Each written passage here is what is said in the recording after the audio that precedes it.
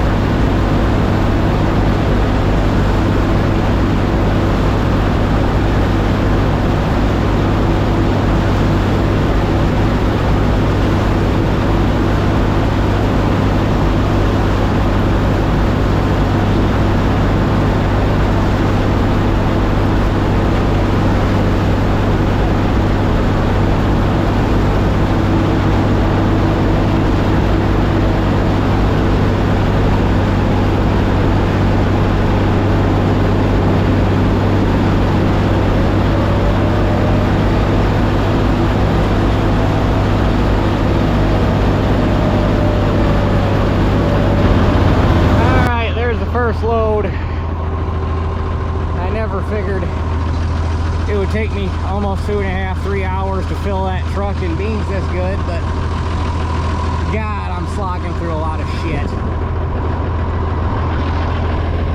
So I was gonna run that down myself, but as late as it is, I gotta get this field, this one and that one on this side of the fence road done tonight. And I don't have time to take that down, so I'd lose an hour of cutting, and I gotta keep cutting. So Dad's gonna come get that truck, take it down, bring me the red truck, and I'm gonna keep cutting. So sorry I'm not getting a whole lot of video. It's just this is not very fun cutting, and when it's not fun, it's not. When you're not having a good time, it makes it hard to get in the mood to take video. So I'm doing what I can for you. I apologize.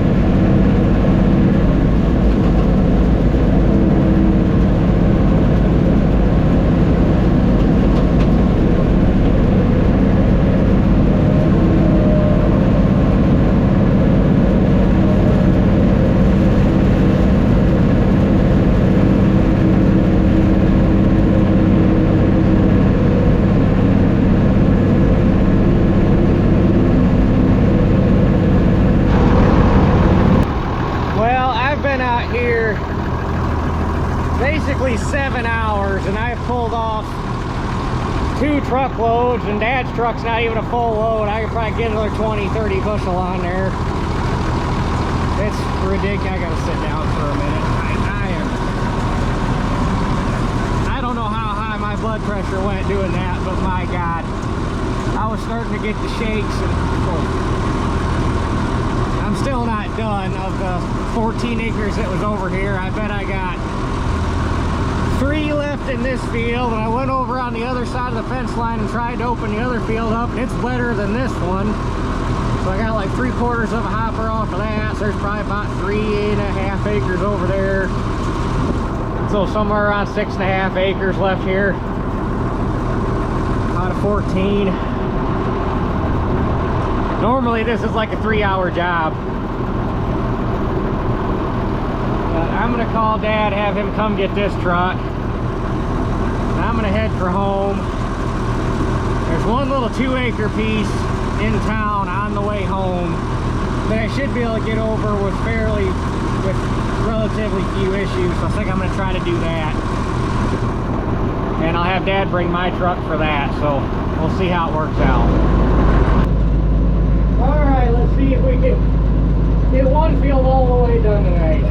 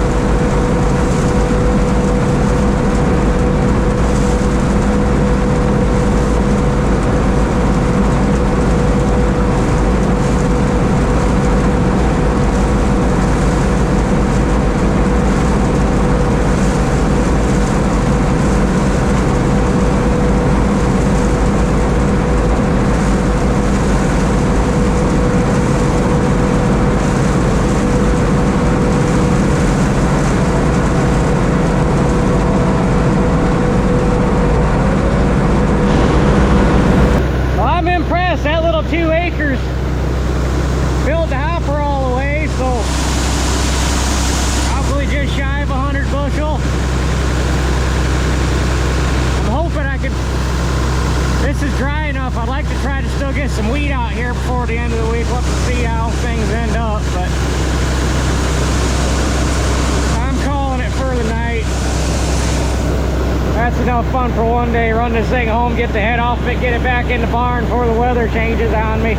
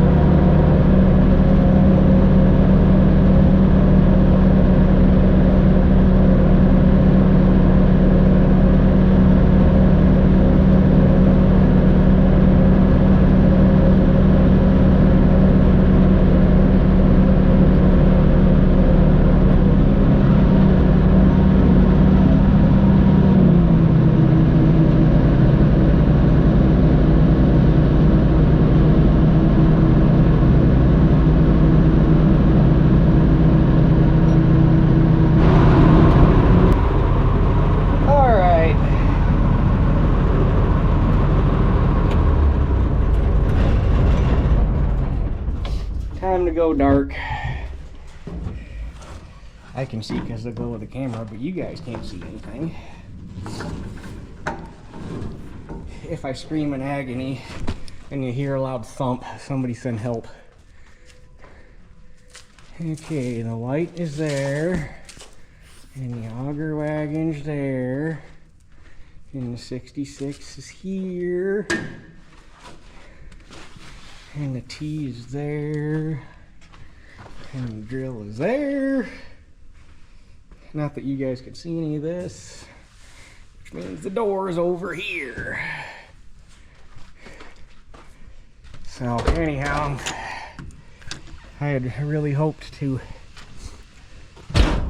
get that field done today, because as you saw, that field gets really wet really well. That field's got so many freaking springs in it, and the drainage is so screwed up because of most of the topsoil off of that field has been stripped off because they had to use the topsoil off of that to raise where that house and shop are built.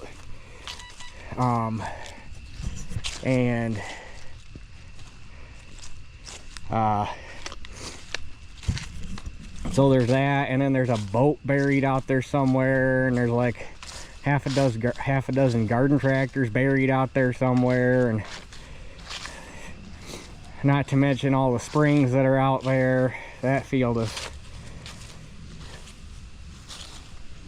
I mean, it'd be nice to tile it, but it'd be like playing Minesweeper, because you know, you might hit a garden tractor, you might hit a boat, you might hit Lord knows what. So anyhow, I hate doing that. That's hard on the sickle, that's hard on the final drives, that's hard on the rear axle, that's hard on the frame, that's just hard on combine all the way around. And she's 50 years old and she doesn't need to be working that hard, but what can you do? I think we might unless the ground freezes, which God, I hope we got beans off before that, but unless the ground freezes, the options I got are A, set the 8700 up and put that head on there in hopes that it might float better because it's got more tire on the ground, but it's also got half again more machine sitting on top of them, so I don't know if you gain anything. Or figure out how to mount duals on the 7300, which would be a little interesting because there's no holes in the rims for eyelets. Or have somebody custom combine them for me that's got 4-wheel drive. or wait till the ground freezes. But anyhow, that little field in town was the one that I had to go pick all the ragweed out. You guys can kind of see an outline of stuff around here. So that field didn't do too bad. I'm happy with it. It took more of a beating from all the rain that we got there toward the middle and the end of summer that drowned out the entire center of it than it did from the ragweed. But I got the ragweed picked out of there pretty good, and it was pretty clean by the end. So I'll take it. Like I say, I'd like to get some, if possible, I'd like to get some weed on that before the end of the week, and that'd get me at least up to 10 acres. So we shall see. But and I didn't talk to Dad. I forgot to ask how or what the moisture was on that first load, but he didn't text me saying he said anything bad, so I'm assuming it was good. So tomorrow we will haul in those last 2 loads that I cut today and figure up some sort of halfway total. That those 2 wet fields, it's the worst part is those beans are running amazing. I mean, 14 acres, 50 bushel beans would have been 700 bushel, right? Yeah, because 50 times 14 should be 700. So yeah, so figure 700 bushel is 50 bushel beans, and I've probably got at least 600 off of there between my truck and Dad's truck so far, just a tad shy. So all I need to do is get another 100 bushel, and we're already at 50 bushel beans, and there's still 6 acres to run. So those are some pretty nice beans over there. They're sitting on top of water, and it doesn't help that the water table over there is really damn high too. If you go way back in my videos, it's probably like the 4th or 5th video, maybe a little bit later than that I ever put up. It's the 525 shelling corn in the dark with a 3-row head, and it's in that field. And that is the last time that field was that wet. So that would have been shit. I was back in high school was the last time we had a fall like this. So, but anyhow, that's enough talking for tonight. I'm tired. I want to shower. So Dad's pulling into my truck. So that's it for this one. I'll catch you guys on the next one, hauling in them beans. All right, we're just gonna go ahead and tack this on because it's hard to make a video out of hauling in 2 loads of grain. Dad's hauling in the other truck because I'm not going to be able to make 2 turns in the time I got left before the elevator closes, but I want the trucks empty, so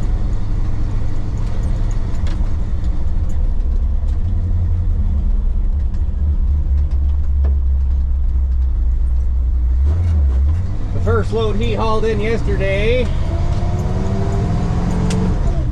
was 13%, so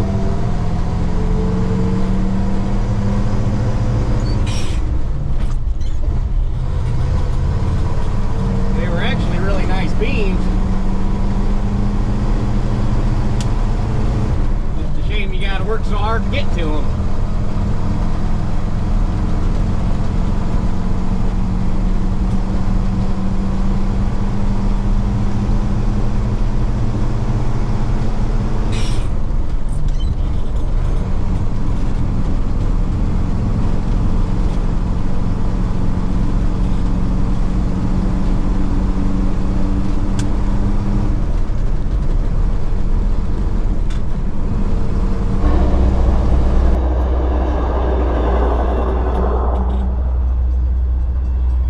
It's a bad season when we're pretty much to November and they haven't even been seeing enough traffic here yet to bother opening up the scale, the inbound scale on the other side of the tracks.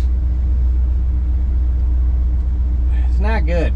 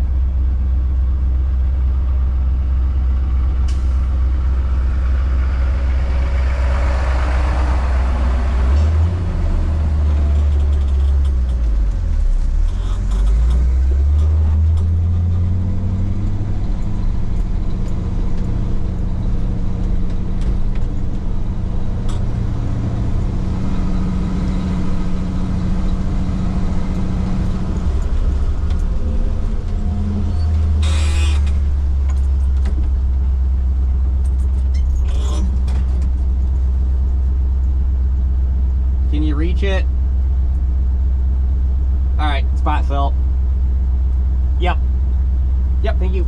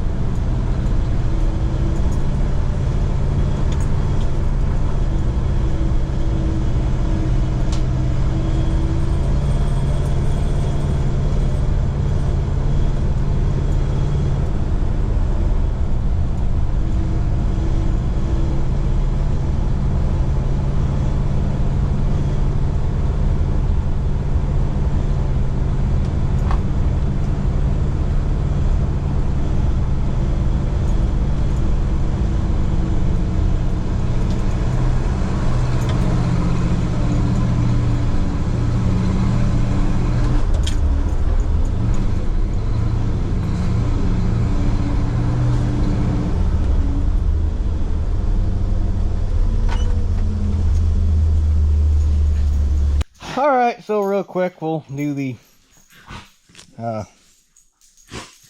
tally everything so far. So we'll start on this one. That little 2-acre field in town. Graded number 1, 56.6 test weight, moisture 12.7. I actually figured it'd be a tad wetter than that. Damage 0.3, foreign material 0.2, no splits. And I forgot to bring my little plot book that I use for tracking everything, so I'm pretty sure that field came out at 2 1/4. So 87.67 divided by 2.25. Well, that can't be right. I guess it could be right. 38.9. Seemed like it was doing better than that. Oh well. For the beating that field took from the rain, not too bad. And that field really needs that. At some point, either this winter or if I get weed on it next summer would be ideal. The back fence row on that needs cut really bad. And then if I could get back 20, 30 feet of fence line or of field out from the fence line to grow good, that would help that field a lot. But 2 years ago, it seems like that field went 50 something. If I had my little book, we could go back and look, but I forgot to bring my book. So I think that should be 38.9. Not great, not terrible. If I had my book, I could tell you for sure. And then this field, this is what I don't get. On that first load, I had 4.1 on the splits. And then on that load and that load, I had no splits. But I also noticed that when I did them first 2 fields, and I'm wondering if the splits on this is coming from the wet, like doughy beans. Because this would have been off the outside rounds and there were some green spots in it. And then once you got off the outside, there was no green spots. So anyway.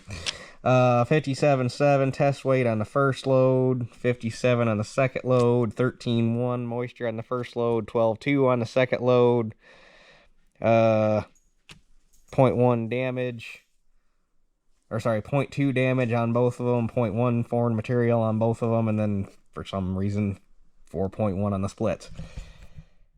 And we have 285 nope, that's not 0.5 plus 242.17, 527.67 bushels so far. And let's just say I've done 8 acres over there so far, which is probably, got lights on the fritz, which is probably pretty close. We'll divide that by 8. And if that's the case, then those beans are going 65.9, which, if that's true, this will be the first time I've ever grown 65 or over 60 bushel beans, which I will be ecstatic if that's actually how it turns out. So I gotta believe I have around 8 acres cut over there, and if I have less than that cut, that pushes that number even higher. So I'm pretty lit if that's really, I mean, that's a pretty cool number. I've always wanted to grow 60 bushel beans. So anyhow,